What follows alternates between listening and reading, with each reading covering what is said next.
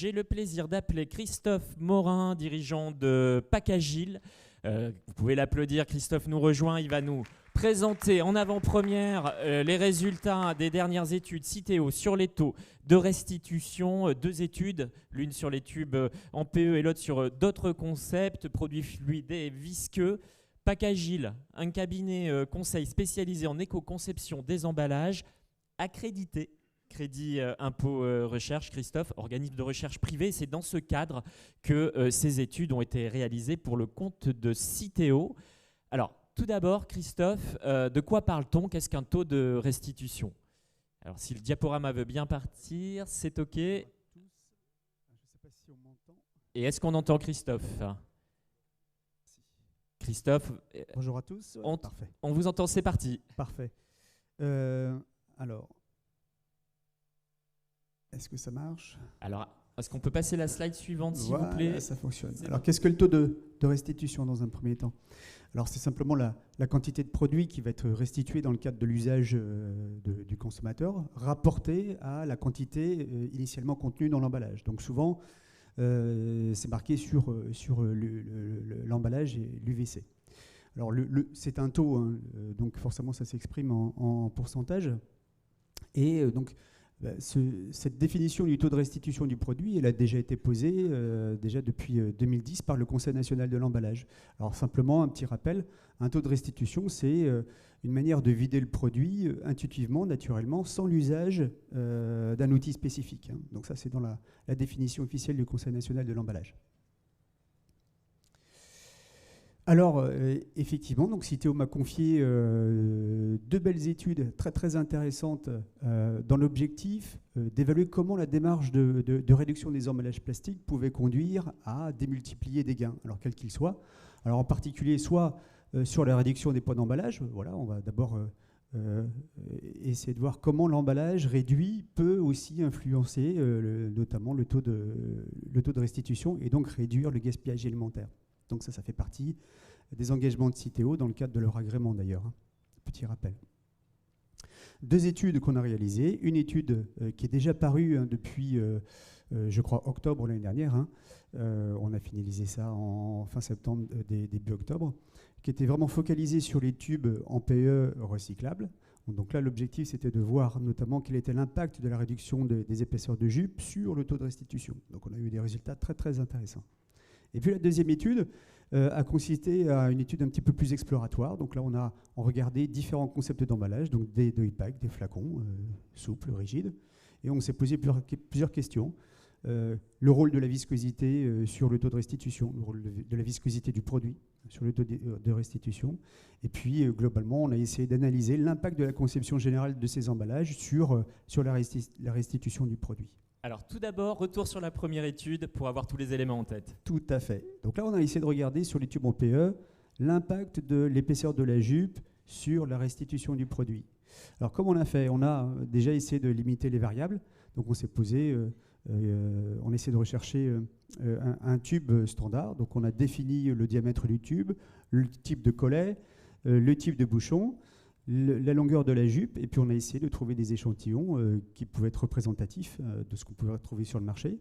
Et on a identifié 4 épaisseurs de jupe, donc 220 microns, 240 microns, 300 microns et 500 microns. Donc ça, c'est les 500 microns, c'est plutôt ce qu'on retrouve dans l'univers de la cosmétique. Voilà, et donc on a testé ça, oui, très très important, on a testé ça sur de la mayonnaise. Alors pourquoi de la mayonnaise? Parce que c'est un produit qui est alors d'une part représentatif des sauces, des crèmes et condiments dans notre univers de l'agroalimentaire, mais c'est aussi représentatif de quelques formulations qu'on peut retrouver dans la cosmétique. Voilà, des crèmes, voilà, des crèmes hydratantes, des choses comme ça.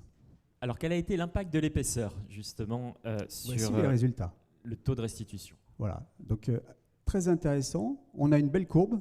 Et puis, qu'est-ce qu'on voit? On voit que pour des tubes dont l'épaisseur de jupe est de 220 microns et 240 microns, on a des taux de restitution de l'ordre de 92%. 300 microns, on perd en efficience, et donc on a un taux de restitution de 90%. Et puis, plus on augmente l'épaisseur de la jupe, comprend bien pourquoi. Plus la jupe est rigide, plus le tube est difficile à manipuler. On n'arrive pas à vidanger le tube, et en particulier la cavité difficile à vidanger, c'est la zone proche du collet. Voilà, donc on n'arrive pas à replier le tube sur lui-même. Et là, oui, on chute avec un taux de restitution de 79%. Donc c'est assez significatif. Passons à la deuxième étude. Alors, alors ça sert à quoi cette courbe-là? C'est assez intéressant.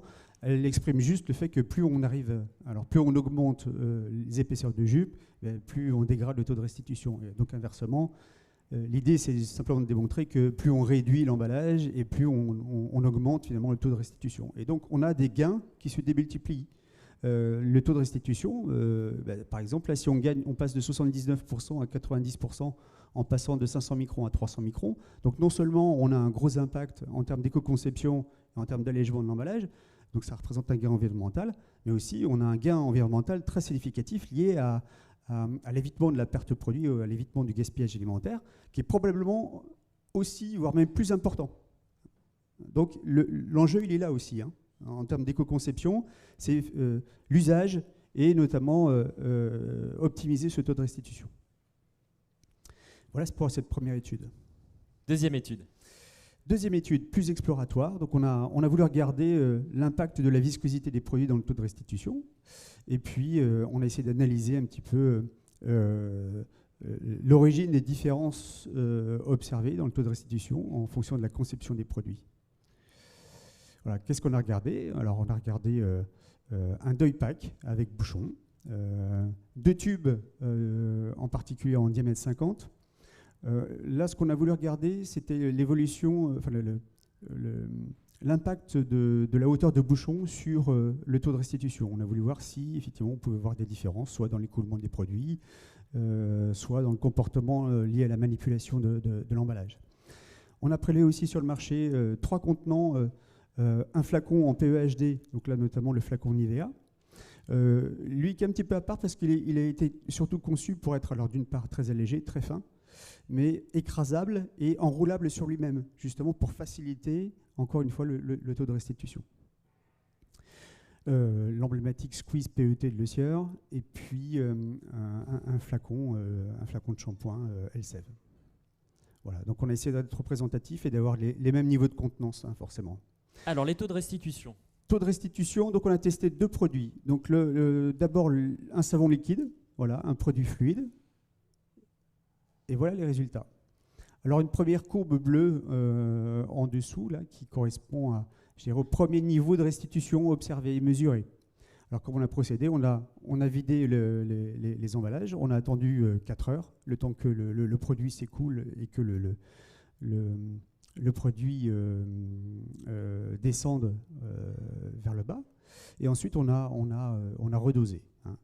Et donc, une troisième manipulation, ça consistait en particulier pour le flacon Nivea, où on a écrasé le flacon et on l'a enroulé sur lui-même. Alors, qu'est-ce qu'on observe?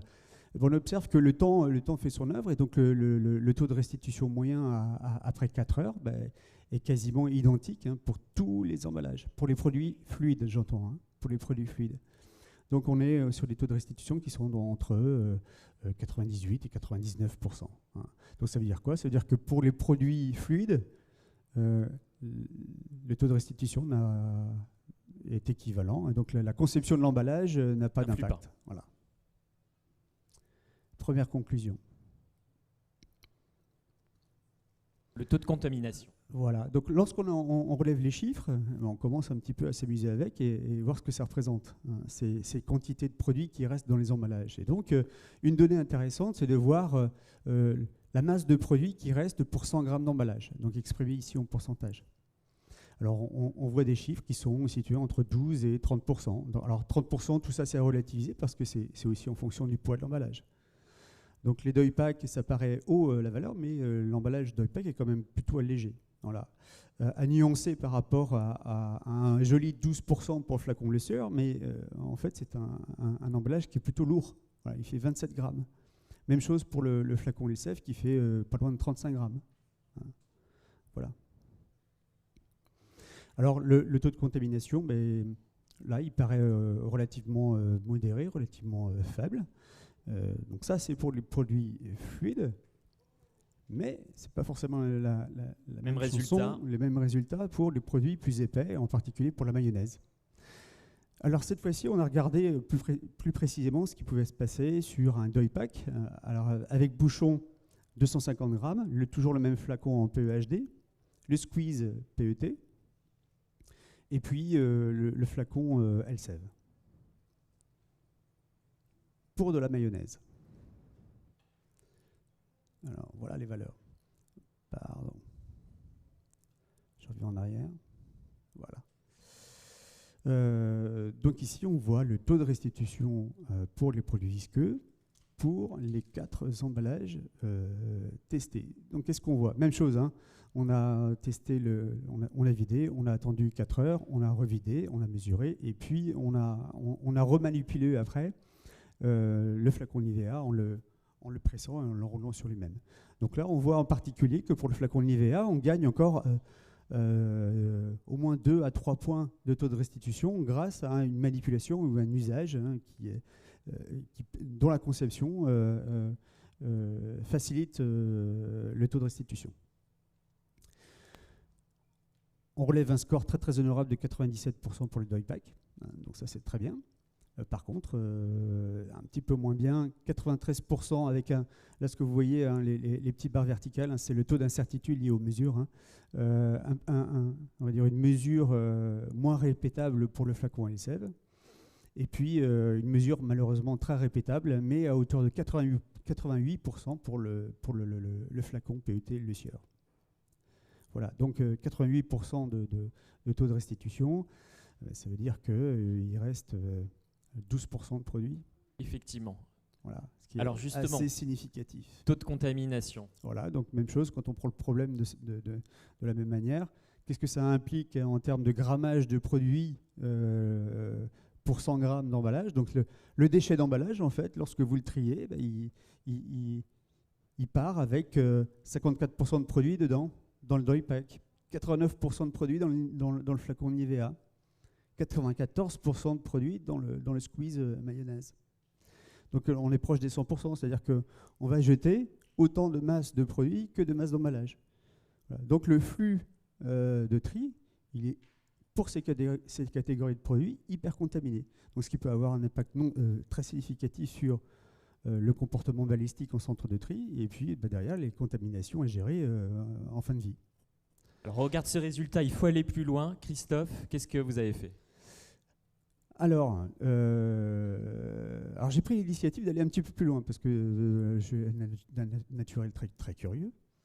Ce que j'ai fait, c'est que j'ai voulu regarder en particulier et cibler les applications pour l'agroalimentaire. Donc j'ai enlevé le squeeze PET Elsev, voilà, parce que de toute façon, pas en phase en termes d'éco-conception par rapport à notre univers marché de l'agroalimentaire. Le flacon est vraiment très lourd.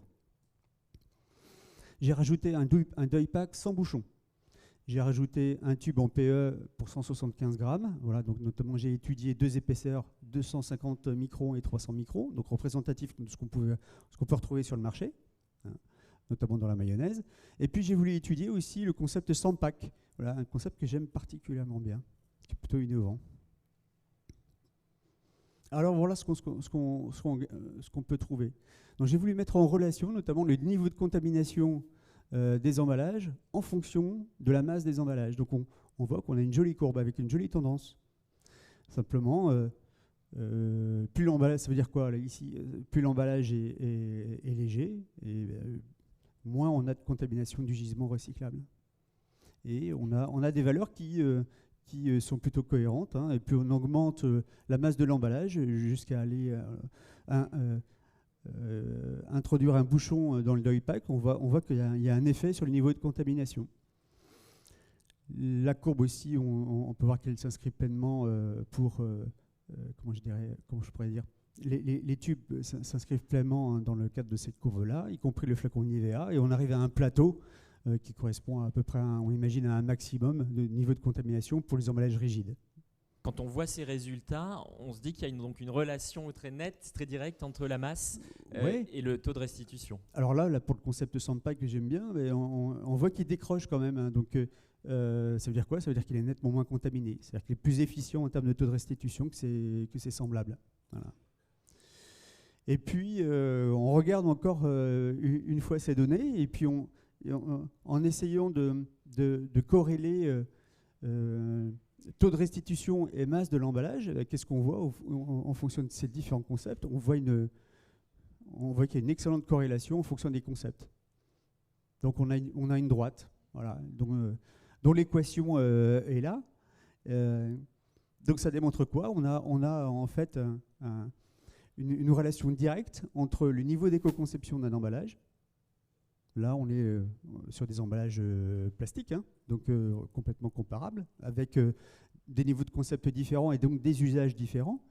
Et là, ça démontre que plus on allège l'emballage, et plus on a des gains supplémentaires à aller chercher, notamment le taux de restitution, voilà, qui est favorable.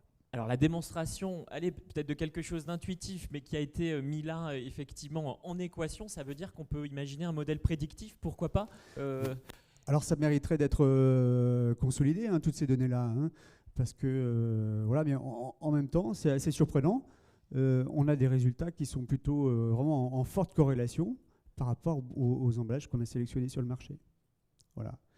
Donc oui, pour répondre à ta question, Pierre, oui, on pourrait l'imaginer comme outil prédictif, mais surtout comme, je dirais, déjà point de comparaison pour pouvoir se situer.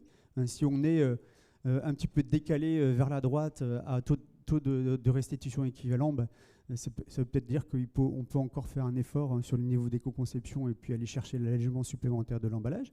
Et puis on peut aussi, si on veut progresser sur le taux de restitution, se poser la question de changer de concept, tout simplement. Hein.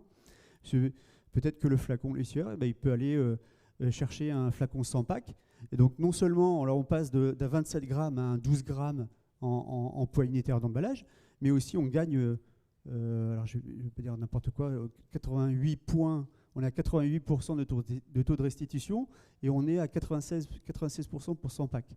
Donc c'est-à-dire qu'on gagne 8 points de taux de restitution sur le produit. Donc c'est probablement là l'impact, le gain environnemental majeur. C'est la lutte contre le gaspillage alimentaire. Effectivement, quand on sait le poids de la matière première et de l'aliment, évidemment, dans le bilan carbone. Pour conclure, Christophe, des données disponibles sur le site de Citeo? Oui, tout à fait. Donc là, la deuxième étude va être incessamment sous peu disponible sur le site de Citeo. Vous y retrouvez donc dans la documentation les résultats et puis aussi des recommandations d'éco-conception. Donc, simplement à retenir, pour les produits fluides, la conception de l'emballage a peu d'impact sur la restitution du produit. La contamination générale des emballages reste faible. Par contre, pour les produits visqueux, et en particulier la mayonnaise que l'on a testée, la conception de l'emballage impacte de manière très significative la restitution du produit. La contamination est très impactante, hein, notamment sur l'environnement et puis en termes de gaspillage alimentaire. Et ce qu'il faut retenir, simplement, pour cette catégorie de produits-là, la réduction de l'emballage, c'est simplement une belle démarche aussi pour lutter contre le gaspillage alimentaire. C'est très clair, Christophe, on peut l'applaudir pour cette présentation.